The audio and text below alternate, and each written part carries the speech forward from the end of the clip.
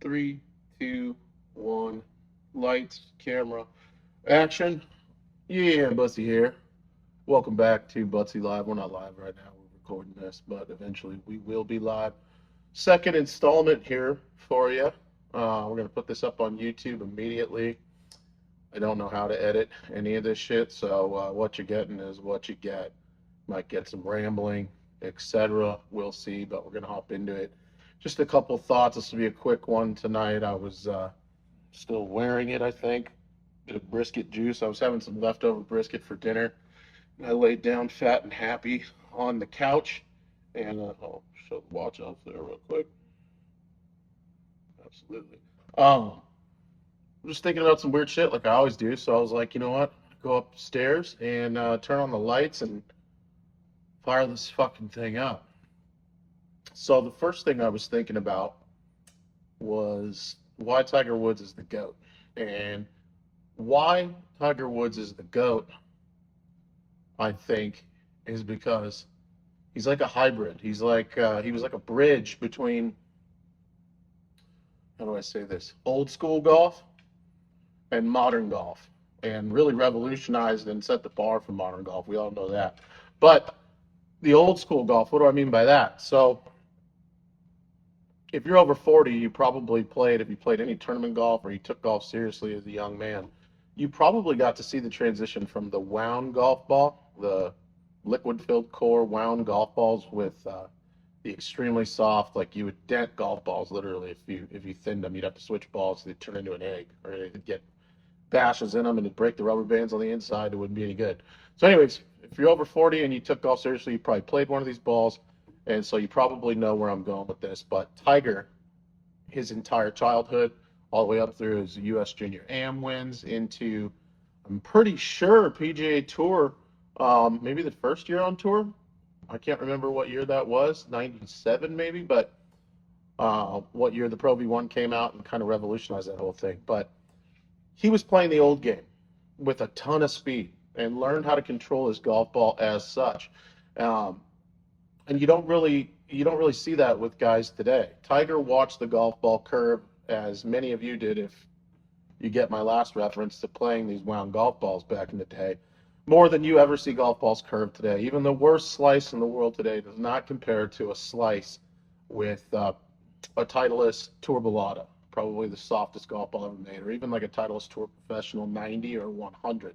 That's right. You used to be able to buy different compressions to get different feels. So Tiger, having played in that era, I think is part of what made him the shot maker that he ended up becoming, and the GOAT that he is today. Watching the golf ball move, being able to swing at the speeds that he was swinging at, and controlling the golf ball. Um, so I think that's all I'll really say about that. I don't think guys today have any idea how hard that was. Um, and I would even say guys today even whine a little bit about it. You got guys like, and I hate to point out Bryson because God bless anybody for trying to find an advantage, a needle in the haystack. You know, they're playing for millions and millions of dollars, and every little bit helps. But to blame a golf ball for poor performance is a different thing, you know, versus guys that have figured out how to manipulate their golf swings, change the plane and the path of their golf swings to optimize and get the golf ball to do what they need it to do, versus looking for something from the outside to change that ability. And I think ball fittings are good or whatever, but being made a custom ball, and I don't get me wrong, because I know some of you guys are going to be like, well, Tiger had a custom ball made for him. It was the Precept Tour Premium that later became the Nike golf ball that he ended up playing for a majority of his career. And it was an awesome ball. But even that ball, I played that ball. It spun more than anything we have on the map today. So where we're at with golf balls now versus what they were, even when they went from wound to solid, is insane. Um, the second thing, now that's the Tiger part. Again, I'm not editing this. We're just going off the top of the brain here, and my mind is kind of wild sometimes, as I'm sure you can relate to. So I'm jumping all over the place. So that's the Tiger bit. That's one thing I was thinking about. I was like, that's probably part of what makes him so fucking good. He saw a curve, like he had to figure out how to make the ball do what he wanted it to do, and then the new game comes along and it's like easier for him. Like you're just beating the fucking shit out of people. And that's not all of it. Obviously, that has a lot to do with his mental state, how he's brought up, and his just ability to be a fucking killer. Anybody that's ever been at the top of their sport is a fucking killer, except for maybe like Evander Holyfield. He was like super nice guy, at least to the media. Maybe at home he's like, I'm gonna kill that motherfucker. I don't know. Second thing I was thinking about, what's new in golf? So LIV's going to 72 holes. That's cool. I've never had a problem with the LIV Tour. I know a lot of people like, it's phony. They went there for the money. It's blood money. They got political. It's the same guys that flew the planes in 9/11. All this fucking blah, blah, blah. At the end of the day, it's an alternative golf tour. And if it makes sense, I love it. So I think going from 3 to 4 days, I'm not going to say that they outweigh the PGA Tour with talent. I'm not going to be one of those, liveaholics or whatever. I don't know, I just made that up. But that sucks these guys off, okay? I do think there's a ton of talent on the LIV Tour. I think it's still attracting more talent. I think they're creating new ways for upcoming talent to potentially find its way out there. They are building a premium product. They are playing for a fuckload of money. And the closer I think they can resemble traditional golf tournaments, maybe not in the sense of like having a good time. Like I don't give a fuck if you wear shorts or whatnot, and there's some music playing in the background. I mean, they might want to take a vote on that. Who knows if the players really like that fucking music blaring in the background? But change the product up, make it a little more modernized, and maybe get ahead of the PGA Tour from that level. Market their players more heavily. Tell a story about guys that are coming up, not just, suck the skin off of the top 5 and only show those guys on camera.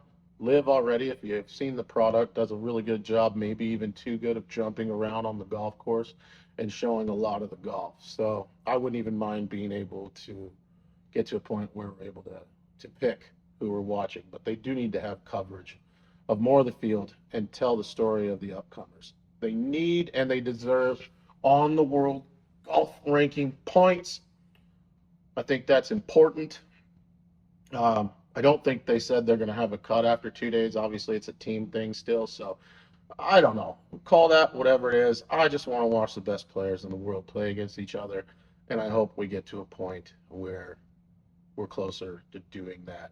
For the talented dudes that are over there, I hope that this allows them the opportunity to qualify for more of the events via those points that they belong in. So at least on the high side, we see the top 5 over there playing against the top 5 on the PGA Tour, at least in the majors. So that's where I'm at on that. Lastly, I told you it's going to be a short bit tonight, but I feel like this point could go on for a very long time. Been watching a lot of quantum physics shit and a lot of what Elon's doing with Neuralink and kind of putting all this together. I'm also a gamer by heart. I have been my entire life. And I'm just starting to think about all this, right? As my mind wanders while I'm laying on the couch. And I've thought about this for a couple of days. I'm like, where are we going to get? Let's start with golf.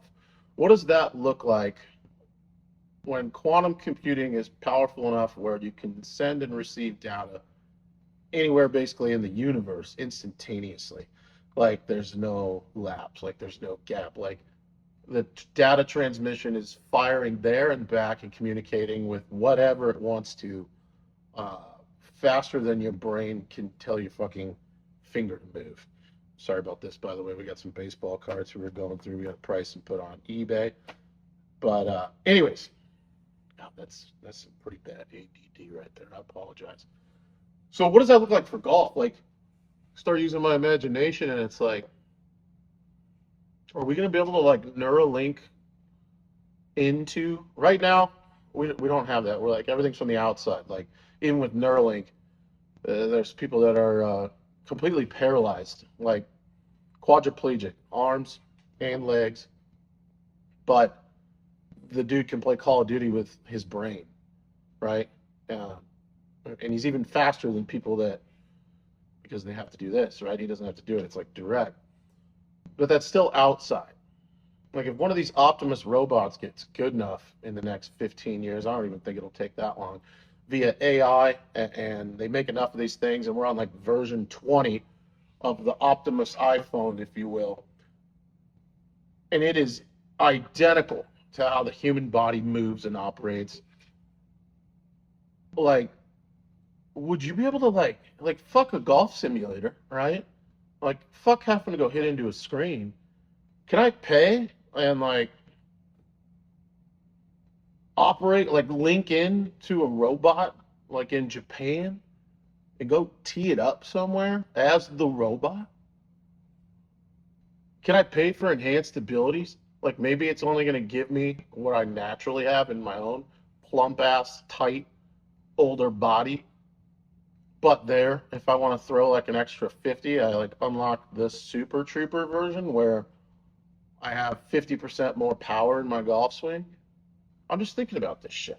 And I'm not stoned, I'm not on any drugs. I'm just genuinely like thinking about this because this isn't really that much sci-fi. Like we're really close to being able to do shit like this. And then I was like, oh my God, wait, like you could pay for your robot. You could link into your robot and go fight a fucking, you could go play Call of Duty in like real life with real guns against other people that are linked into their robots. What? So anyways, went down that path and I was like, people don't probably want to hear about that. But now maybe you can use your own imagination to get into that whole fucking what if thing. But let's talk about golf. That'd be insane.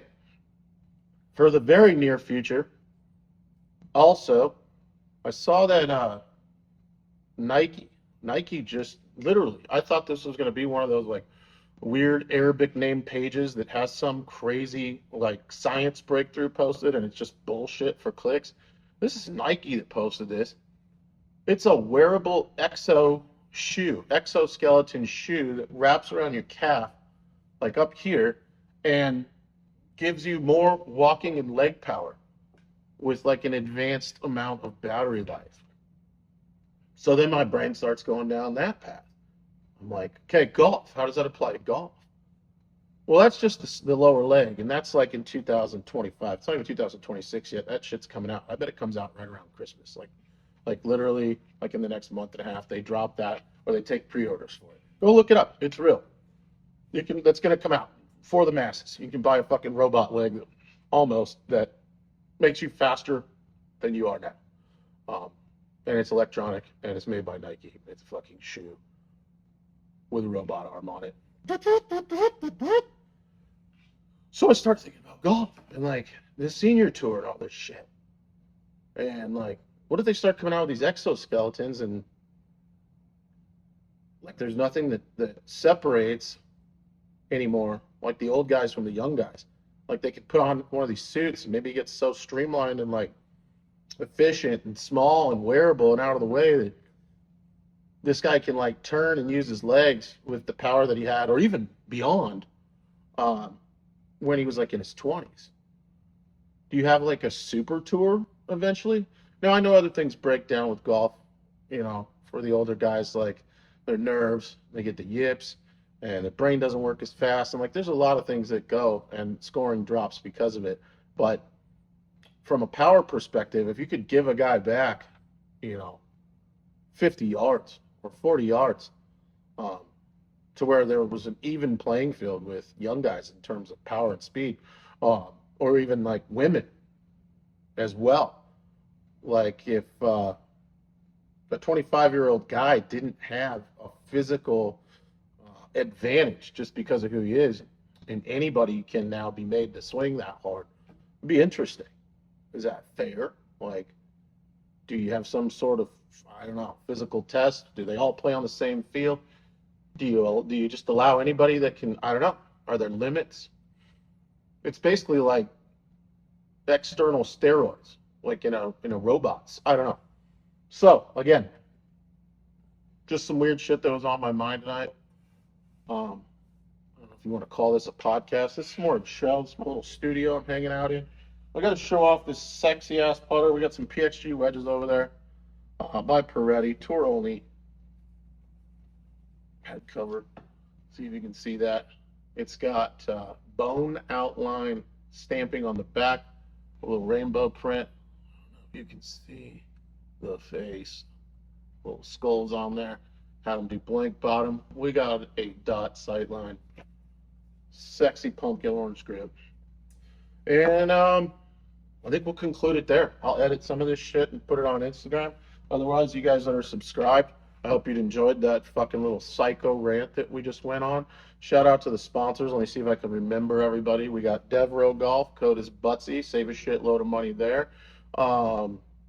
We got PXG. We got Painter Golf. PAYNTR for the shoes, the most comfortable shoes I've ever worn. We got Canadips for the CBD pouches, and soon to be the limited edition Butsy pouch coming out.